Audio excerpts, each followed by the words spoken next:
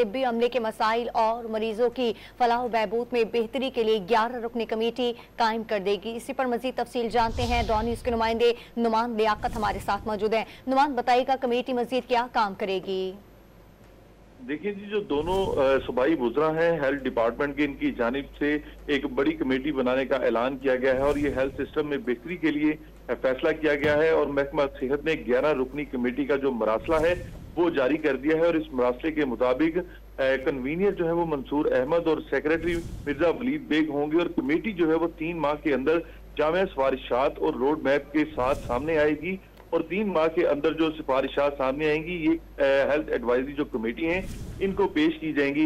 इस पर जो दोनों सूबाई वुज़रा हैं हेल्थ डिपार्टमेंट की, ख्वाजा सलमान रफीक और ख्वाजा इमरान नजीर, इनकी जानिब से ये कहा गया है कि कमेटी बनाने का मकसद ये है कि देखा जाए कि हेल्थ सिस्टम के अंदर कहाँ पर मसाइल हैं, तिब्बी अमले के क्या मसाइल हैं और मरीजों को किस तरह से इनकी बेहतरी लाई जा सकती है अस्पतालों के अंदर। इस वजह से ये कमेटी जो है वो बनाई गई है और कमेटी अपनी सिफारिशात 3 माह के अंदर मुकम्मल करने की पाबंद होगी ताकि ये जो मसाइल हैं इनको हल किया जाए और मरीजों और तिब्बी अमले के जो रोजमर्रा के मसाइल हैं इसको भी हल किया जा सके। जी, तफसील हमें अपडेट करते नुमान लियाकत, आपका बहुत शुक्रिया।